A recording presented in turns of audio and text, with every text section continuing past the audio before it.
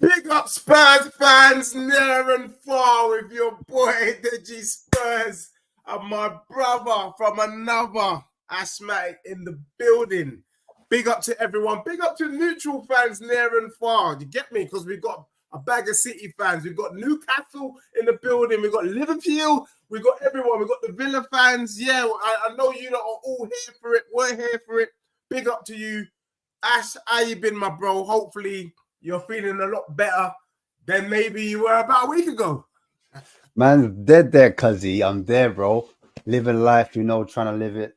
Stress free as always. Family's blessed up and everything there. But how are you? How are you, my broski? Bro, you know what? I have to say, I haven't been myself the last couple of weeks, but I'm back, baby. I'm back like a club. You know what I'm saying? I'm back like a club. You get me? It's amazing what 3 points can do, because I swear that it felt like I ain't tasted 3 points for a minute. So, you know what? It felt good. So, big up to everyone locked in, locked on.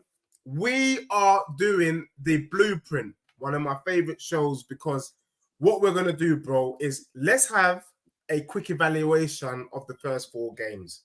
I'm going to remind you, I think as you were on that last show as well when we did that Blueprint, where I think so. I'm not sure. I can't even remember now. I have to bring it up. But let's just get into it. Big up to the assembled in the building. You done know. And we'll touch on the Man City and Arsenal. But Tottenham, we played Leicester City. We've played Everton. We played Newcastle. We played the Gooners. And then we got the win, the W against Brentford. And usually I do this after every 4 games, but I can't lie to you. The pain hurt me. That I just couldn't bring myself to doing a Blueprint and then seeing the dirty. But anyway, moving forward, bro. So let's have a look. Reflection. 5 games into the season, out of 10. And why have you given that figure out of 10? Oh, you know what? I'm going to try and mark it like Andrew mark it, if I'm being honest. And the reason why I'd say like how Andrew mark it, because I was once a Giddy fan. You know what I'm saying? Look at the way we're playing. We're playing sexy football. And this was the time when we were playing against Aston Villa. This is early on. And I was like, you know what? We didn't win, but I do like the way we played. And again, against West Ham. And he came out and he said, this ain't a circus. This ain't a circus, bro. I'm not here to entertain. So I said, hold on a second. You know what? He's got a point. This ain't no entertainment zone. Do you know what I'm saying? We need to get points on the board. So if I'm being honest, those first 2 games, we were stinking up the joint, bro. Hella smelly. So, I mean, some people might say a bit generous, but I'm going to have to give it a 5, bro. I'll be totally honest. I have to give it a 5. I'm going to have to give it a 5 because, look, Leicester, I don't know. I expected a win. I don't know about you, but I expected 3 points on the board. And then after that, Newcastle and Arsenal, and yeah, bro, it was obviously the Everton win. We mashed them up in it at home, but I expect that. Do you understand? And that's where my mark goes up to like the 5. But then, yeah, I don't know. Like that Arsenal one hurt, bro. I'll be real. The Arsenal one really did hurt, and it kind of brought me down a notch, brought a lot of fans back down to level. Do you know what I'm saying? And Brentford picked me back up again. Do you know what I'm saying? But if you just look at the results, I just got to look at that. I can't give Ange the same grace I was giving him last season. Do you know what I'm saying? I can't give him that same amount of, but it's his first season. Let me allow him. You get me? So I'm gonna say 5, bro. I'll be real, man. I'm gonna say 5. Judge me, I know. But, no, that's fair. And 5 for me is pretty much bang average. That's what you're saying. You're saying the first 5 games on reflection from what you've seen so far from our club, you're giving it a 5 out of 10 because it's bang. We're going to get into it. Yeah. We're going to go deeper into it because I know tonight we're going to be going through some of the stats as well as Spurs King TV. But I just want to get a generic perspective. Big up Alex, though, in the building. Mr. Box Office himself, celebrity, coming there, gracing our page. Thank you for accepting the invitation, Mr. Box Office. What we're doing, just a quick reflection. We've had 5 games. We've taken 7 points. out of 10, what would you give it and why? And big up to everyone locked in, locked on. Destiny here to there. Can everyone in the chat, can you rate our Spurs season so far as a neutral, someone who hates my club, and someone who's a Spurs supporter? Do you agree with what you're hearing from the panelists as well? And I will give you my perspective on what I think our first 5 games is out of 10 and why. So, Mr. Box Office, take it away. To be honest, my first thought would be 4, to be honest with you. The reason why I say it is that I didn't like the attack. Well, the attack has failed me a lot. The defense, midfield, bang average, even though you expected to win against Everton. Commentary was absolute disaster, and there were some good parts of Brentford, yes, but there are some parts that I can look at and say Brentford played into our hands a lot of the time as well. Yeah, we play possession-based football. The adaptation, that's a concern for me. Yeah, at the moment, I would say it's a bit of a 4 for me. That's below average. That's what you're saying. Yeah. You're saying Spurs' performance so far for you is below average. Yeah, but I don't really like the team at the moment. I don't like the strikers. Like I said, I've been very clear on that. The forwards, the midfield, okay. We could say Maddison had a good game. I think everyone's going a bit over the top saying he had a magnificent game. Yeah. I think that needs to be consistent now. Because Zeski up and down for me. I think he can do so much more. But that's the thing. And then the defense, in certain moments do fail. Even though I think Van der Ven has when he's playing, he's been very good in that sense. You know what I mean? But I think it's because of the system. I have to be honest. But yeah, and I think the goalkeeper does get a bit of harsh criticism sometimes. I have to be honest, because I don't think he's been too bad. I think he's saved us a couple of times as well. To be honest, to be fair to him. Yeah, that's it for me. Yeah, we'll get into that as well. We're going to get into that, who Spurs' standout players have been in the first 5 games and then maybe who hasn't stepped up to the mic or who we want to see more improvement from. But just want to big up Sean, locked in, locked on. So far, Sean, we are evaluating our first 5 games of the Prem season so far out of 10. We've got Asthmatic with a 5, bang average. We've got Alex, it's a 4, slightly below. And then we've got some comments in the chat. Dandy Dills has given us a 5. Destiny's given us a 5.56. The Assembled, I think, is giving us a 5. Jackson, the Silver, is giving us a 3.54 out of 10. What are you giving our season so far based on the first 5 games? I think there's a certain amount of negativity I'm coming across there. We haven't been great. But I have to say, Saturday has restored my faith. I think that's the best we've played since last autumn. Yeah. And I was down on the floor after the Coventry game. I'll be honest. I probably was, ranking it 2s, 3s. But I think it's. I think it was. I think I saw enough things on Saturday to say, yeah, we're getting over our early hiccup. And let's be honest, no one has really set the world on fire.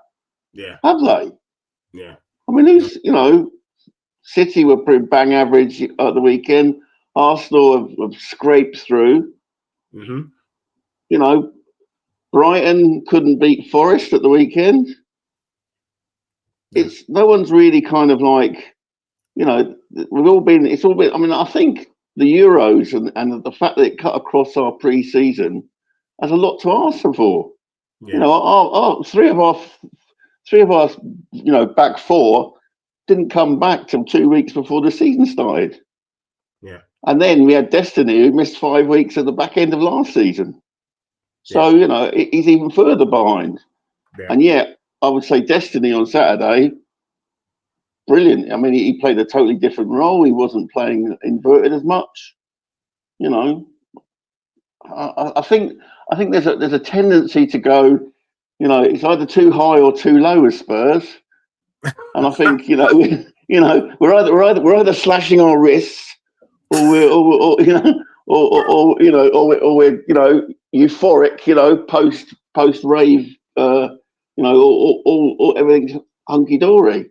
Yeah. And I think I just the need to truth remind is, Sean, by the way, that most of the players that didn't play that much in the Euros, by the way. So just to remind Sean, by the way, when he keeps on making an excuse about the Euros, honestly, I don't know where to go with this. And then Solanke came in and he didn't play in the Euros, so I'm a bit confused about that one. No, but he's talking about the kind of the back, obviously our defense. Oh yeah, back over defence. Yeah, fair enough. But I mean, I'm not being well, funny. Alex, what was the main criticism? Yeah, but about our back four. Yeah, but That's been a regardless problem. with our Hold on, back four or thanks. not, our back four, yeah, okay, they've been okay, but I'm not going to go over the top at what is it, Adoji. For me, Adoji needs to do more as far as I'm concerned. He's got to be more consistent. And as far as I'm concerned, if you're thinking that we're doing well, hey, the brother had his thigh opened up 5 weeks before the end of the season. We had Harry Kane, Son, yeah, Moira, Lucas Moira. By the way, I've just done a video on Mr. Box Office TV showing that we actually was the worst thing, thanks to Deji, inspiring me. It's the worst thing getting to that Champions League final, because most of those players I have back in my team right now, rather than some of the players that we got right now. Yeah, so as far as I'm concerned, I don't know where we're going with this. But don't worry. For now, what I want to do is just deal with the first 5 games. Then we're going to have an opportunity to look ahead, and then we can talk about also what additionalities, what fixes, where we've kind of fallen short as well, if you don't mind. But if we just get Sean's number out of 10, and just finally, sorry, and then box office, we'll get into that. So slowly building into. Yeah. Just to make Alex feel a bit better, I'm only going 6 out of 10. Well, I'm not going in the negatives. I'm not going below 5. Yeah, that's that's fair. Do you know what? For me, on reflection, when I did the last blueprint, the first one of the season, I actually had Tottenham to get 12 points. So to have, and that was 12 points out of 4 games. To have 7 out of 5 is way below my expectations from our club. But I agree with Sean. I think it's a 6 out of 10. I think any lower than 6 out of 10 is pretty harsh. And it means that you're just looking at the results and you're not looking at the improvement in the team. What I've seen in the first 5 games so far this season is that Tottenham is first in every metric apart from points on the board. We are first on every metric. I think I saw a clip earlier today. That means we've improved as a team. Points might not show it yet, but we know that points at the moment can be deceiving, because Arsenal fans will shake their bum violently for their club like they're something special, but they've been dusty throughout the whole season. Let's just be real. And then when I called it out, it's all of a sudden, all the Arsenal fans have started to notice what I've been saying with Sean from the beginning of the season. But that's another story for Rivals tomorrow on Spurs King TV. So for me, we're playing well. We ain't finishing off our dinner. Defensively, we've been all right, but we just ain't been clinical enough. And what I want to see, and I think we will get it right. But in terms of football-wise, I think we have to be pleased with what we've seen so far. It's better than the dusty days of Conte and Mourinho. But what we want is the final piece, the cherry on top on that Belgian bun. We want to see the goals start flying in and turning the domination in the location, needing some penetration, because it's just lacked the penetration, in my opinion. But I'm not disappointed. And on reflection, I think had we not beaten Brentford, it would have been a disaster. I think the Brentford result does pick it up a little bit. I think if it was just the 4 games, 4 points from 4 is pretty dusty. I'm not going to lie to you. Do you know what I mean? But we also have to put in mind that we've lost to Newcastle, who I respect as a team. Newcastle are one of the big boys nowadays. And we've lost to Arsenal, our nearest and dearest. Again, it's a respectable team to lose to. Had those defeats been to a bloody Brentford or a West Ham or a Brighton, I think this show would be me in the corner bashing my head against the wall. You know, we've not lost to a dusty team. Do you know what I'm saying? So for me, in that regard, I do think it is. I know people will say Spurs beat teams 10th and below, and we don't beat the bigger teams. I think we'll see this weekend. So for me, a 6 out of 10 seems a bit fair. But we could have it could have easily been better. But I do appreciate the football. Just quickly now, before we get into the next 4 games and what we're hoping to see, Alex, you kind of mentioned it. Moving forward, we don't want to dwell on it all too long. Postecoglou's come out. He said he's not going to change anything. He came out yesterday in the fans forum. He's going gun ho. This is what it is. You either like it or lump it. Yeah. What are you wanting to see next? What changes? Because we do, a lot of Spurs fans have been saying stuff, moaning this, that, but you have an opportunity to help Postecoglou out. So rather than it being what he's not doing, what does he need to do, in your opinion, to get Spurs to where they need to be this season? What changes? What tactical things? What player changes? I don't know what it is. You got that 3 minutes. Explain what you would like to see that will have us kick on. Just use players in the right positions. Use Like players that are more comfortable in their positions. For me, I think Poro needs to be more up the field. I think Maddison needs to be more up the field, like he was maybe a little bit against Brentford. I think Son and Solanke need to be up front for me, and I think we might.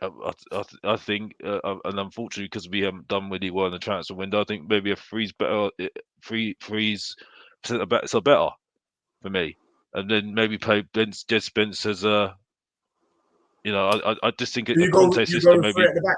So you're saying I maybe do a 3 at the back, yeah. Okay, at the moment. Unfortunately, I don't like that midfield, so I don't think we can do anything about that at the moment. I don't think, unfortunately, the forwards are going to be a disappointment for me. I'm sorry, I just can't. I can't do the. I'm sorry. When we've had players like Harry Kane, people could say whatever they want about me being negative. I don't really give them monkeys. Have a go at me. That's just fuel for me to just go back at you and say, if you don't know, get to know. I don't really care. The point is, yeah, right. It's like the point is that unfortunately those forwards have got no arrogance, no swag, right? They've got nothing, absolute nothing. Yeah, I'm sorry. The only one's got it's Son, but he's still a loser because he ain't won no trophies. Yeah, and he ain't no captain. Yes, he's got credit in the bank. Yeah, because he scored goals. But the fact is, Andrew's not making him. I mean, he's losing his confidence in front of goal. That's not Son. So Someone's like banging it in the top corner. So if you were and then Johnson, we're doing it again with Johnson, like I did, like rattled people again in my video on Mr. Box Office TV. Not good enough. Yeah, 1 goal, and then everyone's hailing him as the best thing since sliced bread. Let's again, say Tottenham Hotspur. So look, you're on a platform, Mr. Box Office. You've named yourself Mr. Box Office for a reason, and I'm going to come to Ashmatic, and then I'm going to come to you, Sean, next. You've been offered an opportunity now. Daniel Levy's seen this vid. He's saying, you know what, this brother right here, he's got a lot of sense, talks a lot of sense, or has actually got a big mouth, whichever. You come in and you're going to play the assistant role to Postecoglou tomorrow. You're going to be brought into Hotspur way, and you're going to be asked your opinion. What are you going to do now? How are you going to shape up the squad so that we go on a run of games where we can potentially get 12 points in our next 4 matches? Well, at the moment, sorry, I thought it's me. Sorry, go on. Who was it to? Who was the question to? Well, it was to Alex, and then it's going to go to you. Oh, sorry, go on, Alex. Sorry, Alex. Sorry, mate. I feel bad now because I've just got distracted. Is that it? I love if not, you can come back to it. I can come back to you, Alex. Yeah, and you can hear. Yeah, you can build off. You can build off. Go on, Smack. Go on, Smack. Ash, and then that might work. No, because obviously his point's completely different to mine, so that's why I didn't mind to finish. But anyway, my point was that I feel like we look better with less possession than we did with more possession. Isn't that funny? Like when we played, I know it was a completely different team, but with Coventry, we had all of that possession, and we didn't do nothing with it. Do you know what I'm saying? We had a lot of the ball, and it was really frustrating to watch. Against Arsenal, we had a lot of the possession as well, and we didn't really create like a lot of clear-cut chances where we could force Raya to make many saves. So, like moving forward, I'm like, is this possession? Is that king? Do you know what I mean? Do we need that much possession? I thought what we did well and what I want to see more of is winning that ball up high up the pitch, turning the ball over, and then that gives us ability to, attack their goal, and it almost looks like a counter-attacking opportunity. I thought also just having Son play closer to like the striker, allowing Brennan Johnson to play like an inside winger or a wide forward. I think that suits him a lot more than hugging the touchline, staying out wide. Although I do see the benefit of him, crossing those balls into the box, and then someone at the end of it has to tap it in. So I would just encourage more of the same, because that performance is what I want to see. In terms of like James Maddison, I want to see more of that. I think having Kulu in the team kind of distracts players because they're thinking, "Oh, hang on a second, we need to look at this Kulu fella." But then Maddison gets more time on the ball. He's able to create from deep, and as when he does those passes through the lines, it looks like a counter attack. All of a sudden, I'm like, what? Why does it look like we're a transitional team all of a sudden? It's because Maddison's allowed to get on the turn and then thread that ball into Son. And I saw Son have more than one occasion where he's had a one-on-one against Brentford. So the more one-on-one Son's going to have, the more confidence he's going to get.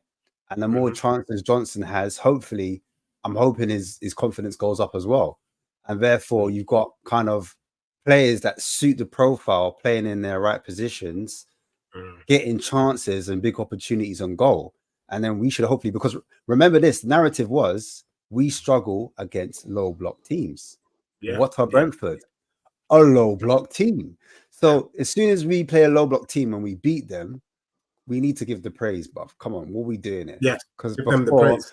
And them are saying no. Brentford are no mugs. They played City they gave City a good game the week before. Problems, bro. But fans don't want to admit, like, we struggle against low to mid block teams, and then when we do them over, but it's only Brentford, they had injuries. What are we doing there, man? What's going on? Yeah. Like this, literally, like we need to give praise when we can, and then when it's not going right, and that's why I said I give it the 5 out of 10, because I looked at it. We had all that possession against Newcastle. Newcastle, for me, had the bigger chances. Do you know what I'm saying? And they punished us out of it.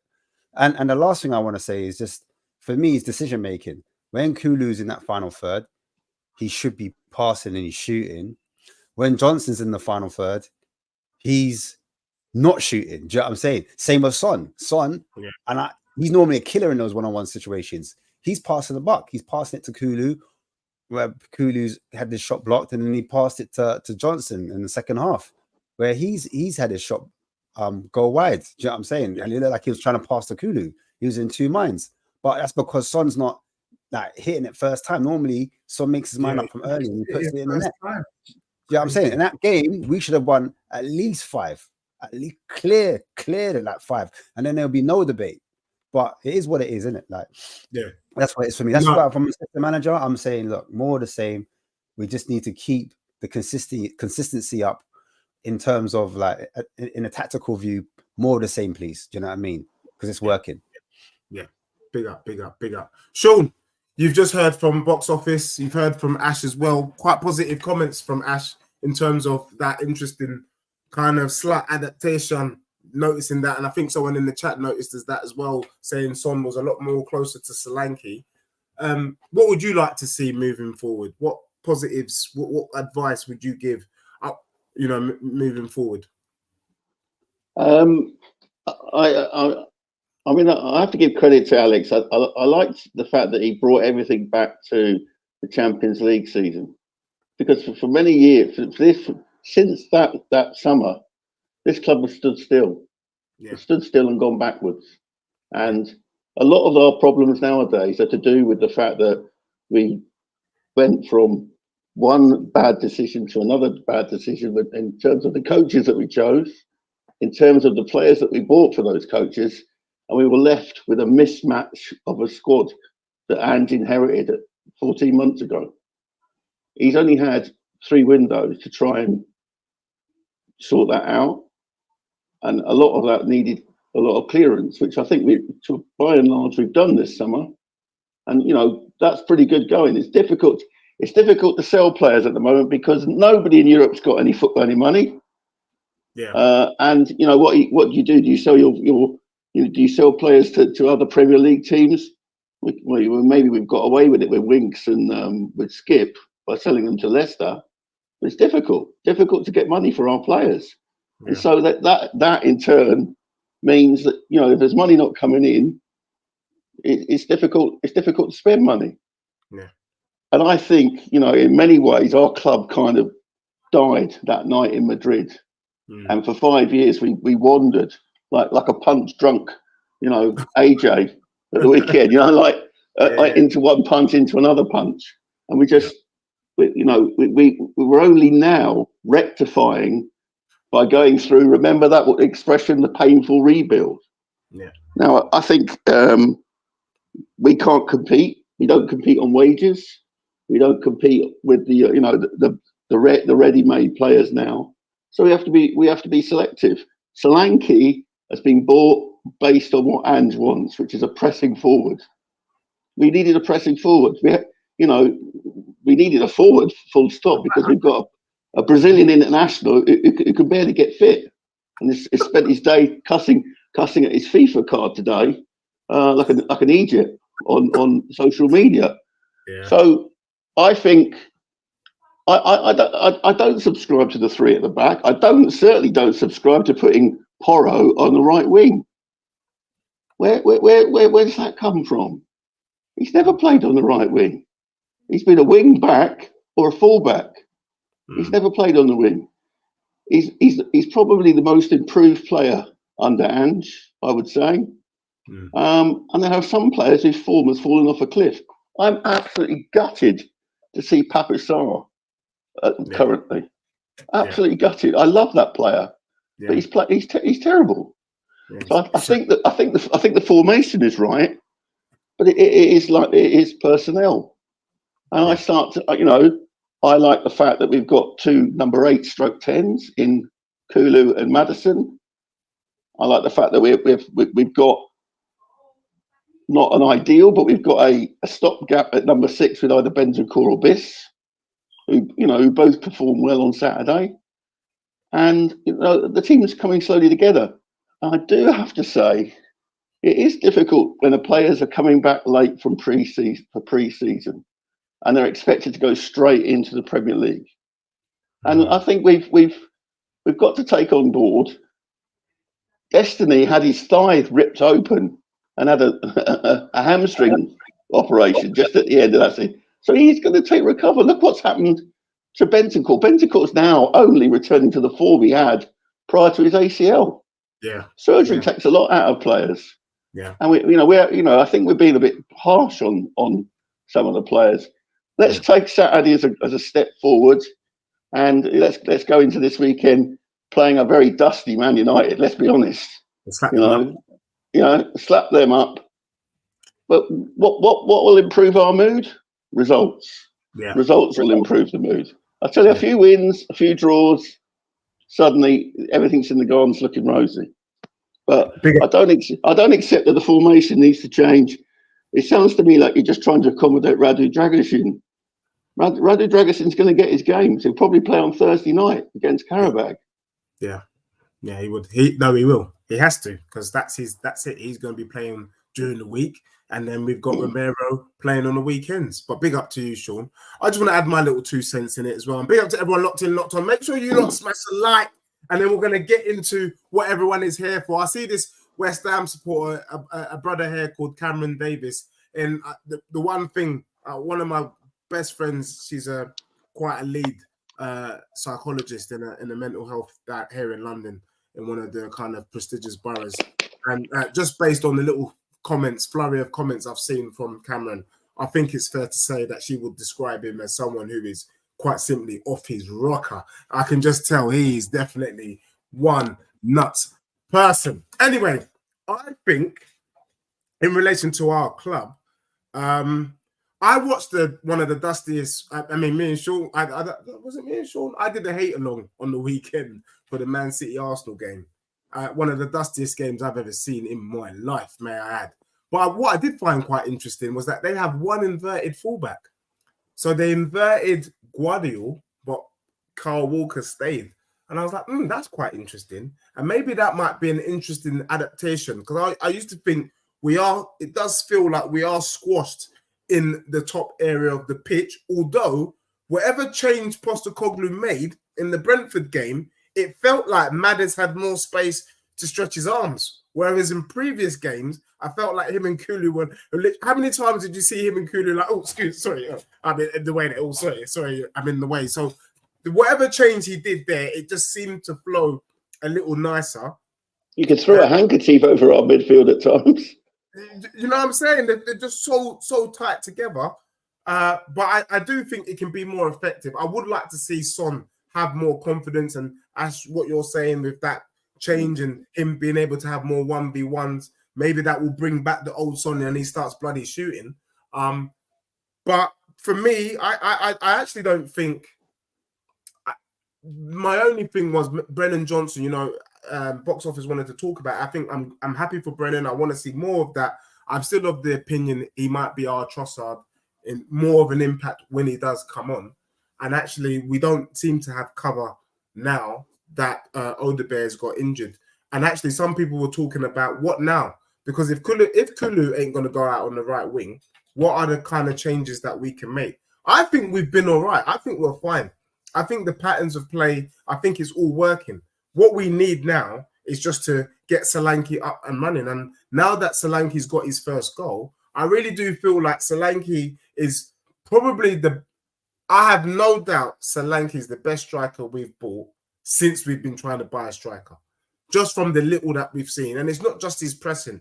I thought his hold-up play, there was a moment where he got the ball, he held it, he spun, and then he threaded the ball to Son. And I'm like, yes, finally, someone who can do something, crikey. So I'm excited at this Solanke. I think he is someone that is going to get 15 plus Premier League goals for Spurs. You can just see it. I'm just, you know, why Madders didn't just tee him up properly on the weekend. I think the other issue that I would love to see addressed moving forward for our club is just decision making. I felt like the decisions have been a bit odd. Like they're looking like Arsenal. They're looking like Martinelli.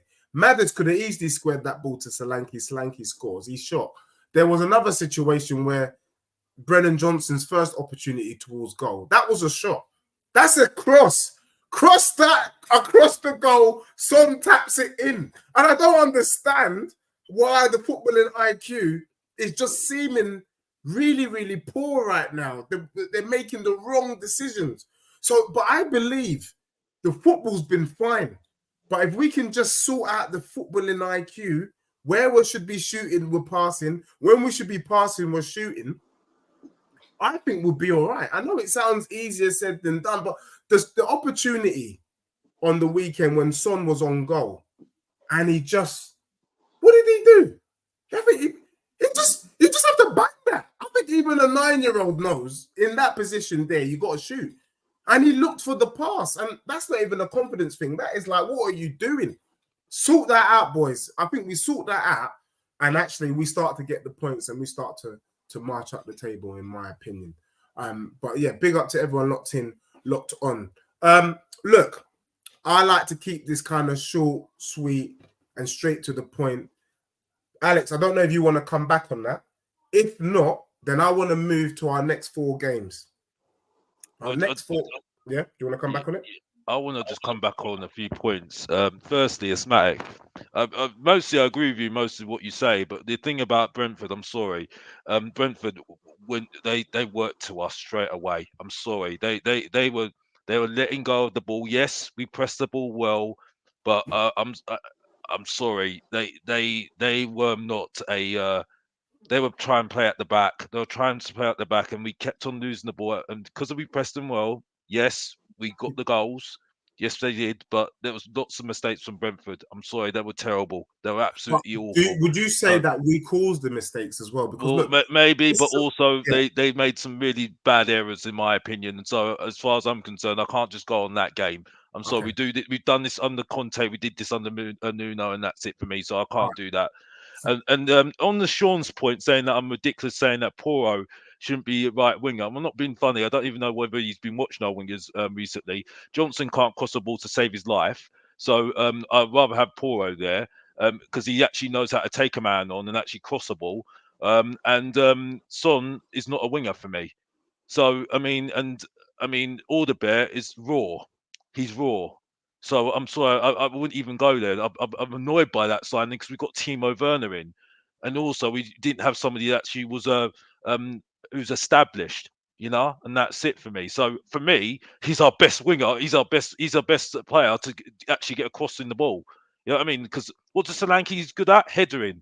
So what and there's also that below average Emil Heskey, aka Richarlison's good at headering as well. You know what I mean? So I mean, for goodness sake, I mean, what we're doing is it's called adapting. So I mean, I'd rather have Poro doing that at the moment. You know what I mean? You got Jed Spence. We're supposed to have him in our squad that we believe in him, so you might as well have him in the squad. So that's it. Back to you, Deji. I'm done with that. Not all of our chances though were from like pressing. Oh, not all of our chances were from Brentford making mistakes. What I saw was when Maddison got on the ball, especially sometimes Vicario, what he would do is he'd fire the ball into Maddison, and there would be a player that's close to him trying to press him. What Maddison was good at doing on Saturday, he was good at holding on to the ball and then turning. And then when he turned, he beat the press. On that half turn, he was able to get his head up and he could pick a pass. So when he picked a pass, he cut out basically their midfield line. And that's why it looked like Spurs were counter-attacking a lot of the time. It wasn't always because we won the ball high up in their pit in their half, or it wasn't always because Brentford made bad mistakes or bad decision making. A lot of the time it was through some of our play. You mentioned it, Deji, when Solanke held up that ball, it got stinged into him. He holds it up and he finds Son by getting his head up, and then Son has that 1v1 chance. That's not because of Brentford's lack of football knowledge or bad decision making or us pressing aggressively. That's purely down to us playing from the back really quickly and beating their press and then finally getting into our players. And that's, a lot of our big chances happen from that. Yes, the goal that Maddison scored in the first place, yes, that was from a mistake that they did. But the other two goals weren't. So we just have to be fair when like judging Spurs. And I do agree with Alex because, at the same time, we can't go too mad for Brentford. It's only one game. Oh my days, Tottenham back. Now calm down, my brother. It's one game. And we're at home because we play different. When we're at home, I notice it's a mad difference to when I'm not gonna lie, I fell into that trap by saying that we're back. I can't lie. Go on. Something seemed, I'm not gonna lie, because I was doing a stream with Sean, and someone said in the chat, it just seems like something's clicked. Like you just managed to, the thing just my neck's been hurting me. Wait, I don't know. I'm telling you, broski, hold your horses. No, let him asthmatic. Let him asthmatic. Yeah, just let him. He needs to have his moment, innit? He needs to have his moment. I love Deji, but it's like I just have to let him have his moment. All right. That answers. Let him have his fans. Let him be his moment, because it's like, as far as I'm concerned, this is I can't get overexcited. You know what, Asthmatic, I listen to you, and I actually take on board what you're saying. It's not. I'm not taking on board what you're saying. I was there seeing it myself, but it's just, for me, I just think it's too much of a little sample size. I think it's just too easy. I hear it. But I do hear you. Bentancur did do his job, and what is it? Maddison was more at the pitch, and I hear exactly what you're saying, absolutely. But I just think, and I think we've been very disingenuous when we're saying Man United are dusty. I think we need to be careful where we're saying that right now, because they won the trophy last season. Remember that, and 2 seasons last season, seasons. I think this is a perfect segue into what I wanted us to quickly talk on now briefly. So we've got our next run of games. We've got Man United, we've got Brighton, we've got West Ham, and we've got Palace. Now, I want to hear everyone's predictions for our next 4 games. I don't know who should kick this off, in my opinion. So I'm probably going to go to Sean. This would be you going first, Sean. Then I'm going to go Ash, and then I might have to go before box office, to be honest. I might have to. But I want to hear your predictions for the next 4 games. And then based on your predictions, what do you think the feeling will be at our club? Because I already know where I'm going with my predictions. And I'm not going to lie. If things go according to plan, we ain't going to remember the first 4 games of this season, if you catch my drift. Yeah, because these are some of the dustiest teams I've ever seen in my life. But Sean, hit us away. Next 4 games, what are you predicting for our club? Well, I'm obviously going to have to fall somewhere in the middle of Ash, Alex, and yourself, Deji, because we can't have too much euphoria, it seems. We're not allowed that as Spurs fans. But anyway, I don't see us. I see us coming away with points or a point on Sunday at Man United. They're not a good team. They're not a good team, and you know they showed that in the second half against Palace. They were dreadful. They were absolutely dreadful. And I think Ten Hag he's a walking P45 as far as I'm concerned. He's definitely going down the road before long. Brighton's going to be tough. The new coach has got them believing they've bought well in the summer. They have bought well in the summer. And it's at their place. Again, I think a point there. But the home games are going to win. We're going to win the home games. We're going to beat West Ham. Come on, West Ham. Did you see what Lopetegui did at the weekend? He's a madman. He put me in the middle of their defence against Nicholas Jackson. My God. running out of breath trying to catch up with him. I've been dealing with Lawless. For those who watch the 12th Man TV, we did a pre-recording yesterday because of obviously the Champions League and Europa games. But watch out for the smoking I gave Lawless. He didn't know whether to look left or right the way I dealt with him yesterday. So big up to Lawless. But that team is dusty. So Sean, you're going with 8 points for our, because the assembled here, I might have to time him out with this disgraceful comment. 2 defeats, 1 draw, 1 win. He's a troll. So I might have to time him out. So are you saying 8 points in our next 4 games? Yeah, I think 2 so. away and 2 home wins. 2 away draws and 2 home wins. Yeah, that's not bad.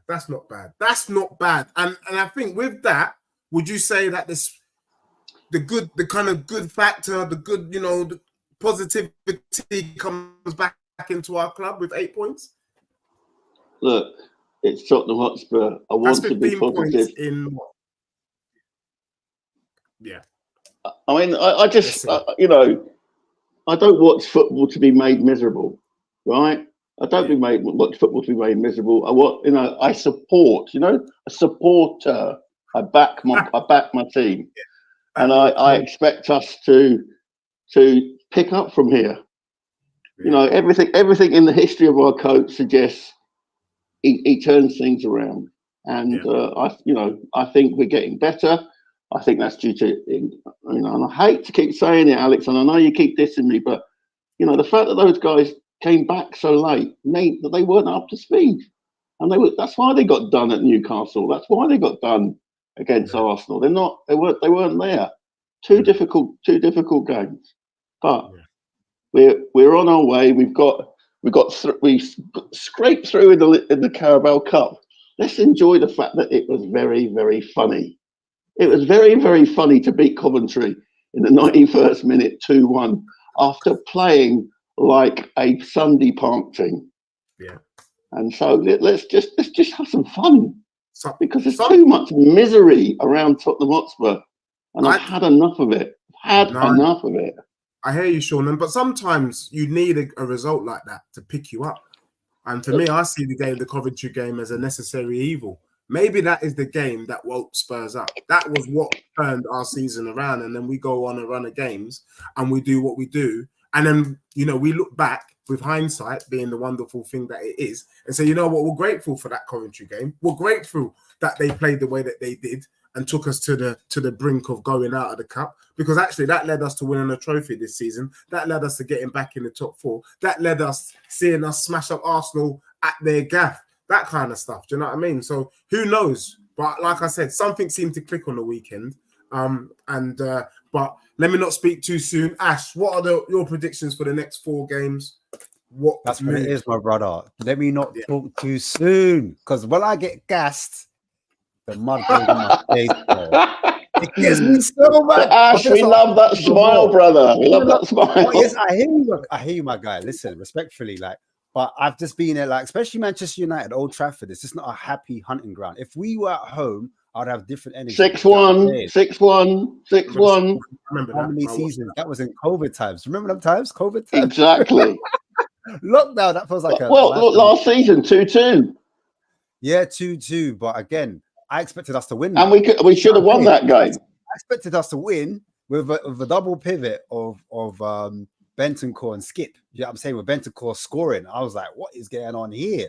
I swear Werner did up assists as well. It was crazy. Yeah. But then Man United, playing the worst ever football I've ever seen them ever play, turned up against us. Bang, bang, bang. Rashford, boom. You know what I'm saying? Hoyland, boom. Brother, these guys don't turn up. But all of a sudden, they decide to turn up against us. Why? Why do teams do that? I feel like they get an extra gear against us. It's so annoying. Well, I have to say, Mr. Poro had a nightmare in that first half. Yeah, I remember that. Poro, yeah. Let's not go there.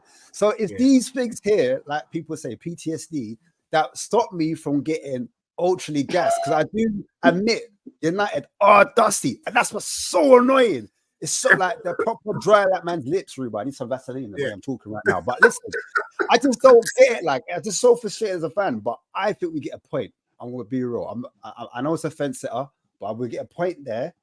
Brighton, I'll watch them against Forest. We can do him. Yeah, there's a positivity. I line for life. I think they're worse than us. I line.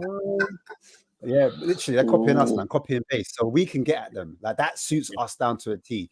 So I think we can get 3 points there. So that's 4 points. Against West Ham, we should do him. Yeah, West Ham, we should do him. We should do him. There's no excuses. I know lots of people praising their transfer window. Somerville, we should have got Somerville. Look at him now, bro. You know what I'm saying? Sounds like something like a Superman. Did anyone watch Somerville, the Superman series back in the day? Yeah. Park Kent, boy. Hey, listen, so yeah, I think we can get 7 points. Palace away from home.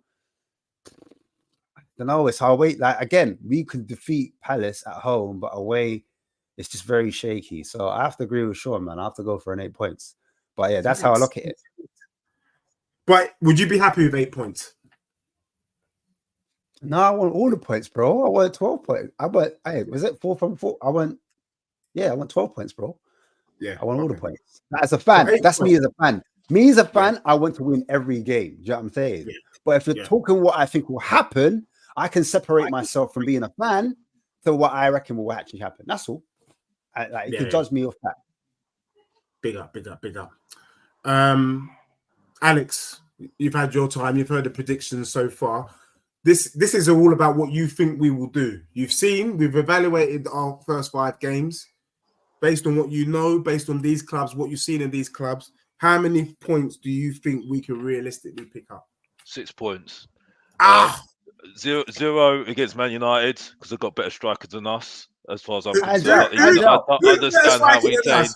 I don't understand we get dusty. And by the way, Sean, I know how to enjoy myself because I go to a soccer event. I've been inviting these two to the soccer event. I enjoy myself doing that. You know what I mean? Do some suit dancing as well, bruv. You know what I mean? You should try it sometime, bruv. You know what I mean? You know, get the ladies on as well, bruv. You know what I mean? That's how it is every single time you don't know. Get to know. Anyway, moving on.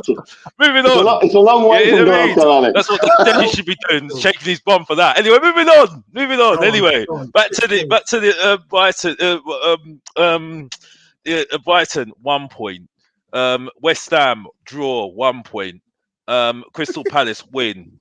And then Aston Villa, I was actually thinking a loss because I think they got more men than we got little boys in our midfield and in our strike our forward line. But I'll give them a draw, and that's it. So 6 points, and that's it. Wait, do we beat Man U? No, 0. He's giving us a draw against United. This Zero. adds. 0-0. We should have known. We should You have known. said zero. You said zero. Means a You said loss. zero. You said zero. No I don't points. think this is Nil. watched United this season. Nil I point. don't think you've watched them. I have to say, I've given our club 12 points. And I'm not thinking like a fan. I'm going to really break it down. And big up to everyone locked in, locked on. There's a guy, someone called David R, that said something that was quite funny. He said, I think Spurs will pick up 4 points in the next 4 games. He said, Brighton and Palace will hurt you on the counter. And then I think that was before you heard Ashmatic's piece. I tell you why. I think Man United is the dustiest team I've ever seen in my life. They're crap. Don't listen to Alex. Their strike force. They wish they had Solanke in their strike force. Rasmus Højlund is rubbish. Rashford is a shadow of himself. They just look clueless. I watched the Crystal Palace game. They just don't know what they're doing.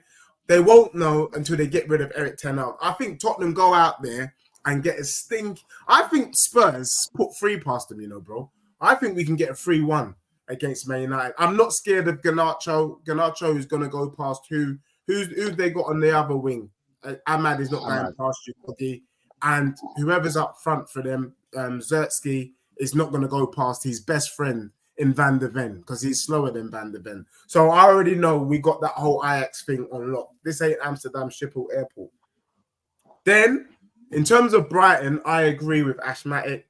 They play a higher line than us. What the Van Heck literally is on the halfway line, in front of the halfway line. If you watch the Arsenal game, I was thinking, what the hell is this? This is Postecoglou football on steroids. If they try that crap with Brennan Johnson, Solanke, or Son, they're getting deaded. If the sort of openings we got against Brentford, we do that against Brighton, we could put 4 or 5 past Brighton, in my opinion. The only issue I have is, can we stop Adringa? Can we stop Mitoma? I think their front line is also fluid. I can see it being a high-scoring game. Don't be surprised if Tottenham win 3-2, 4-2, 4-3. I don't see us. We're going to concede, and we're going to concede more than 1.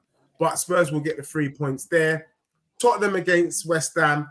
The dust is... West Ham always turn up against Spurs. That's the bloody problem. But at our gaff, I expect to land them with a 5 or 6-0.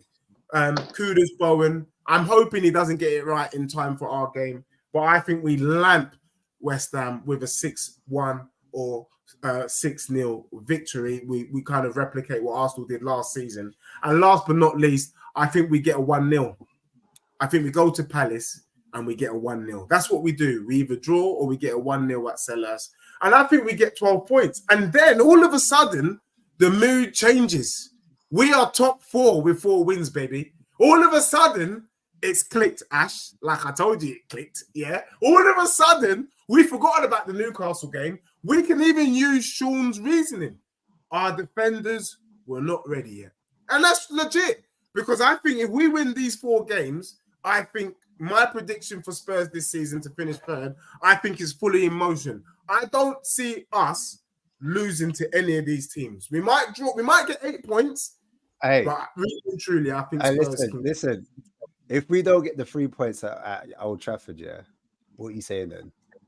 How if we don't get the 3 points at Old Trafford, then it's 10 points. Obviously, I think you forget we're playing in Europe as well, 2 games a week. We couldn't even handle it last season. Nah, we couldn't even handle 1 game of last season. What I loved about what Postecoglou did last week, even though it was a risk, he was able to rest the big guns. Remember, he's using Europe and the Carabao Cup. And then people get angry at me when I say that these are dusty competitions. He's using it as an opportunity to bring our players up to speed. I want to see Dragerson start. I want to see Ben Davies start. I want to see Archie Gray start. I want to see Bergvall start. I want to see Jed Spence start. Because we're going to be using Europe and the Carabao to get minutes in their legs. And the more they get minutes, the better that they will become. The club need trophies. They need trophies. That's the thing. You can't carry on. More than trophies, one of the things you said, Alex, is you said about, are we prepared for when we have injuries?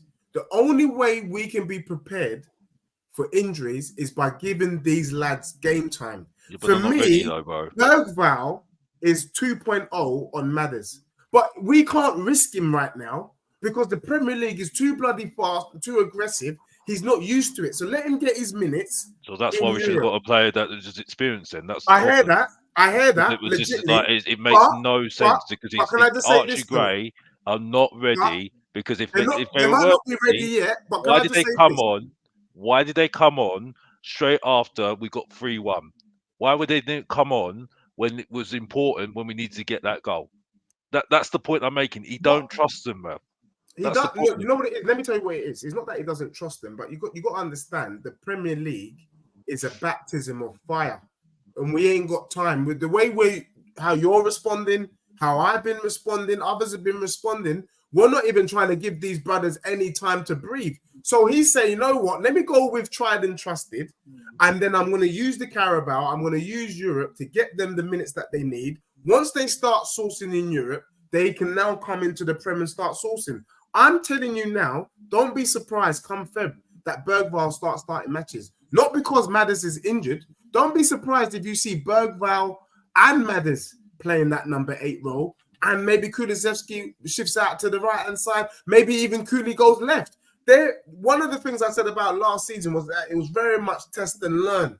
Adaptation in the location. It is happening now. How many seasons has Kulu been there? How many seasons has Kulu been here already? He's only been there 3 seasons. Yeah, he's been here. How many coaches has he had, Alex? How many coaches has he had?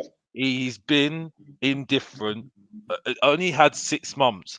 And the thing is, though, this is why I keep on bringing up players, because we all said Dele Alli was not good enough after 3 years. He's had 3 years of good years. He's only had 6 months. I'm not being funny. Bentancur's only had how many months? He's been indifferent. And he's been the same at Juventus. That's why they let him go. That's the thing. I'm sorry. I can't go on. But what I will say, Alex, though, is, you know, people keep cussing Postecoglou and saying, you know, why is he saying that he wins in his second season? I'm not being funny. If Spurs are so shit, to take a Spurs team that was so dusty under Conte and to finish 5th is pretty damn impressive. That's already shown how good a manager he is. Because what other manager in world football would have done more than what Postecoglou achieved last season? But doesn't matter how he got it. Yeah. He finished 5th. That was good. Conte finished 4th with a dusty team himself with Eric Dyer. Virgil van Dyer. Yeah, with Harry Kane and Son. So I'm not being funny. I'm sorry. He's only done so much. And I'll even go further. Pochettino did better than him in his first season as well, and he had youngsters in that team. So I don't really get this whole loving for Postecoglou when Postecoglou, I've got to be honest, has got a better team than bloody Conte had and bloody Dean had. I think the thing that people miss out on, just quickly before we wrap up, and big up to everyone locked on. Everyone in the 88 people, smash a like. You got Sean in the building, box office, asthmatic. It doesn't get any bigger. Spurs celebs in air. Big up to all of you as well, the community. The one thing I would say, though, let's be real. Let's not be disingenuous. Before Kane left, Postecoglou had said something. He said something to Kane. He said, you would have scored a lot of goals had you stayed. Yeah, we're seeing Kane banging in goals at Bayern Munich. Company playing some fantastic football. Had we had Kane last season, I think we finished 3rd. That's the difference. But we all know he's zoned out. Sometimes you got to, with the tools that Postecoglou's been given, which you're saying, this is not a team as good as what we had under Poch. This ain't even as good a team as we had under Conte. We have to then give the man his flowers and say this is pretty damn impressive then. Because the team that Poch had at the start was not great because they had players that were not even interested, right? And he still got them 5th. Yeah, the team that Conte got 4th was worse than what Pochettino had, what Postecoglou's had, and even to a point, Mourinho, who I couldn't stand, who got 5th during that lockdown. He had the worst team. He had Doherty in his team. He had Dyer in his team. He had He had Sissoko in his team. Yeah, and he got the best out of Harry Kane. Maybe they're better pros than you're prepared to give them credit for, though, Alex. About this Harry Kane notion, this nonsense. Harry Kane told this club at the beginning of the summer he is not signing a contract, and our replacement with Harry Kane was bloody Brennan Johnson. And that was on Ange. And I'm sorry, I didn't want to bring it up, but unfortunately on the fans forum, Daniel Levy's literally brought it up saying it's on Ange and said he wants all these players. It's not, we don't pressure him. Yeah, but do you know what it is though? Sometimes in football, Sorry to do this, Deji. I love you, Deji. I love you, Deji, by the way. But the one thing I would say, we call the term and the phrase cooking, because we know if you took rice right now and you didn't cook it, it'd be hard and it wouldn't be very nice. I'm not saying that. I'm looking at Postecoglou. His players that he brought to Scotland, by the way, in that Celtic team. Did you see them last week? Those are Postecoglou's players that pretty much batted up that team 5-1. Don't get it twisted, brother. Just because. So what I'm trying to say is, look, whether we like it or not, maybe when they fully embed in the system, which we've been advocating for, Brendan Johnson scored. He scored 2 in 2 now. We got to put respect on it. He's got more goals than Martinelli, whether you like it or not. And what I'm saying is the Bergvall, the Archie Grays, let's give them the time to see. Because let me tell you what my criticism was. Just before Postecoglou came, I didn't like the fact that we were in no man's land. We weren't ready to spend 100 mil on Declan Rice. We weren't ready to spend 3 mil on Caicedo. So we were just left in the middle.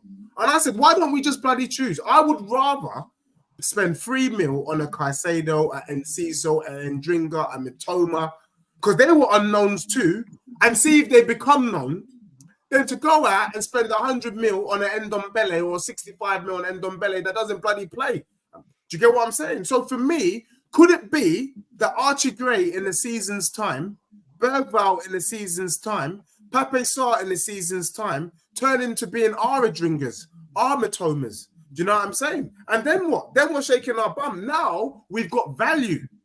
And then if a Real Madrid want to come in and spend 100 mil, 120 mil, by all means, knock yourself out. Spend 120 mil and we'll go out and get 2 or 3 quality players to replace them. Because I think that's the model that we're going with, whether we like it or not. And I don't mind that model. I don't mind it at all. It's better to be wise. And I think we're being a lot wiser with them. Bergvall upsell is mad. He's a potential 100 mil player. The same. Why did Barcelona want Bergvall? Why did Barcelona want Bergvall? And he's come to us. He chose to come to us. But he's Sean, a good player. But Sean, that's not the point. Sean, it's fine to bring him through, right? But it's silly to just put all that pressure on. But Alex, you just said that Pochettino is better than Pochettino's Postecoglou. a better coach than bloody Postecoglou, because Postecoglou is not a coach. He's not a coach. He needs coaches under him. It's proven, right? Because he's not a coach. It's proven. Yeah? Where's it proven? He's a better Pochettino's a better coach all day long. Yeah, and there's other ones as well. Eddie Howe's a better coach. Postecoglou is a fantastic manager in terms of was it a manager like a Harry Redknapp? Yeah. That's what I see right now. But at the moment, Harry Redknapp, by the way, is one of the best coaches like we had at Tottenham. Well, I think we played one of the most exciting football. Got us into the Champions League. Agreed. So that's what I'm saying. But I'm saying to you that I think there should have been experience next to him. Someone like a Locatelli, someone like a Matt O'Reilly, who could just say, just to hold them on. Because at the moment, why am I saying now I want Højbjerg back in my midfield when I've been calling him bang average? Because why am I saying that now? Can I come in before you shut the show? Can I just quickly interject? I think basically what Box Office is saying is that when we try to improve on players like a Højbjerg, who we sold, who was one of the mainstays in our squad, do you know what I mean? He came in and he featured quite a lot in last season. When we lose him and we lose Skip, I know Skip wasn't there a long time. I mean, he didn't feature quite a lot of last season, but these are 2 senior players that we've lost, and we're bringing in Archie Gray and Bergvall. Yes, they have a lot of potential, but I think what Box Office is trying to say, we need players that can kind of do it now and add competition to our current squad, so we're not relying on the current crop that we have. For example, when we brought on Bergvall and Archie Gray, it was with 3 minutes to go. Really, if things aren't working and we're like, there's only a goal in the game and you want to change things up, you should be able to bring on a Bergvall, or like that would show that, okay, he trusts him in that type of level. But the other message then that you're saying is that There's no room for the Mikey Moores. There's no room for the Lancashires. There's no room. We're not saying that. Well, you're putting a block in their way by bringing in these experienced players. No. So what I'm saying is, all right. So if you've got a Timo Werner in, Timo Werner's basically taking Mikey Moore's position. Do you understand what I'm saying? So when we bought Alderberg and we bought Werner, it was like there's no balance because you want to bring quality experience in alongside the youth. That's what he's trying to say. He's not saying don't play Mikey Moore. Yeah, we want to see Mikey Moore. Yes, we want to see Archie Gray. Yes, we want to see Bergvall, but we want to see it complemented with people that can compete with your Madisons, that can compete with your Bentancur, who you call a stopgap, and Basuma, who you call a stopgap. If they're the stopgap, who's the player ready to come in? That's what you said earlier in the show. You said that. You called them a stopgap. I didn't agree with it. I didn't say at the time. I was being respectful, but that's what I heard come out your mouth. So I was like, raw. Because I was looking for a Vanderson or a Rodrigue style player. That's what box office is saying. He was expecting that type of ilk of player to come in, but we didn't sign a Vanderson. We didn't sign a Vanderson or that. Do you know what I mean? Obviously, he said Locatelli. Maybe that's not your cup of tea, but you see what I'm trying to say? Do you know what I mean? Go on. Because those are sort of experienced players. Because at the end of the day, you can get your Mikey Moores, you can get all these players, but Liverpool, Manchester United, Man City don't do that. They have them in the team, but then they'll say if you're not good enough. That was Man City who offered a contract to Mikey Moore, by the way. Yeah, but they'll ship him off on loan. Or what Liverpool did with Carvalho, who's a big prospect, by the way, went to Brentford. You know what I mean? Because at the end of the day, you can't just rely on youngsters because they go up and down. And that is what happened under Poch. Because when we had loads of young players in that team, when the players weren't playing well, we didn't have anyone to say, right, we're going to compete. Great example, Martinelli for Arsenal. Martinelli had a fantastic season a couple of seasons ago. Then he fell off. Look what happened. They got Trossard in. He'd taken over his place. You know what I mean? And then it's competition for places. And Trossard was now the man. You know what I mean? Because now they're questioning Martinelli. And that's it. Look, sorry, Deji. There you go. No, what you're all saying is legit. I think everyone's point is legit here. I think what he's done, Postecoglou, is a testament to who he is. You know, we talked about it's better to have loved than lost, to have never loved at all. And when I was studying GCSE Shakespeare and English literature, my understanding of that was he's a bit of Russian roulette. He would rather gamble than not. So you're right. The safe thing to do would be to bring those experienced players. Rightly so. We should have brought in an Eze. We should have brought in these maybe like a Paulinho, do you know what I mean, of that ilk to kind of balance the squad.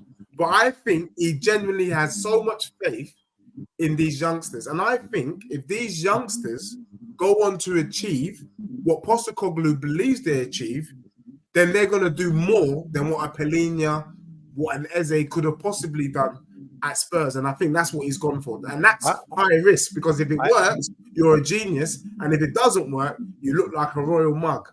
I hear it, Deji. All I was going to say was, and I was just trying to explain Mr. Box Office's point, in my opinion, from what I saw it, not necessarily my opinion, but I just thought this is what he's trying to say. But I was a bit nervous when we brought on Archie Gray to replace Pedro Porro as a right back. I was like, wait, hang on a second. I thought he was going to be the number 6.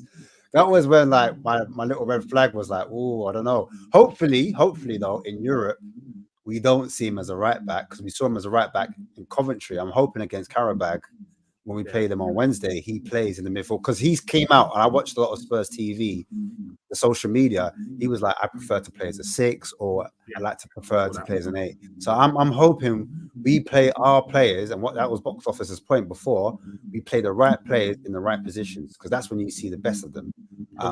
So yeah, that was it. My final point. To be fair though, the gamble on Gray at right back was based on the fact that he played at right back mostly for Leeds United last season. But that was out of necessary. That was out of necessity. That was because they lost their right back. I can't remember his name. But, and they wouldn't play Jed Spence. He was there. No. Who was on loan to them at the same time? I'm talking about last season. I think his name. Last season. It begins with A. Was there as well, isn't it? Leeds. I'm talking about Archie Gray. Leeds. Archie Gray, Yeah, I know, but at the same time, Jed Spencer's at Leeds. Yeah. But and they didn't play him. They played Archie Gray at right back. Yeah, they play. I know that's not. But that's a separate argument. Do you know what I'm saying? That's something separate. But what I'm saying is, so based on he played 50 matches at right back in the Championship. Yes, correct. You'd have thought against the Championship team, he would have been okay. It turned out not to be. With that. All I was saying was that he was brought to us as the defensive midfielder. Do you know what I mean? Yeah, that's where I want to see him. That's my argument. That's my only argument. I'm like, were we not buying him as a defensive midfielder? Better not we play Jed Spence as the right back then, and then make him play as a 6. But obviously, Jed Spence can't go because he's not being picked for Europe. So that argument's null and void anyway. Do you know what I mean? But that makes sense. Do you know what I'm saying? The one good thing about the Europa League this year is that the opponents are different quality. So I would say that this team we're playing on Thursday are the weakest opponents. They were in pot 4, yeah. Karabakh. Yeah. They're that would be a place where you can play a lot more of the younger players. I hope so. Does everyone expect to win for that game? Out of curiosity, yeah, I got Spurs to win 3 or 4-0 on Thursday. Cool. Yeah, I expect us to win. Of course, I expect us to win. We're at home. We should win, but it depends how it goes because Europe's different. Europe is much different. Karabakh, I can't lie to you, bro. I mean, you say that, Deji, but then they turn up and then they do something. You know what I mean? You have to be careful. European brothers and sisters, but they're coming to get slapped 3 or 4-0. Most of those players are going to be looking forward to going on the London Eye afterwards. They're first in their league. This is the team that Eric Lamela scored his first Rabona against. You know what I'm saying? I can say that, but remember when we were in the Conference League. Exactly. Thank you for saying that, Deji. Yeah, that's we never took that competition serious. You guys know that. We ejected ourselves from the competition. What does that mean then? Because are we taking this? Because we're saying I'm putting that all on Conte, Ash. I hear it. But I'm just saying we're not going to play our strongest team against Karabakh, are we? So are we taking it seriously? I'm just asking questions, by the way. I don't know. I don't think we're going to take it seriously, Ash. Yeah. I don't think we're going to take it seriously, Ash. I really don't, because I think we're going to get found out. I think we're going to get found out because European teams are not silly. They're not silly. Listen. I think we'll beat them, but I think when it comes to AZ Alkmaar and we play Roma, then we'll start to see. Well, go on. Do you understand? Yeah. We'll see. You bring the big boys out for Roma. No, I'm just saying I want to see the team we put out against Roma compared to the team they put out against us, and I want to see like who comes up on top, especially like away from home. I want. It's going to be interesting. That's what I want to say.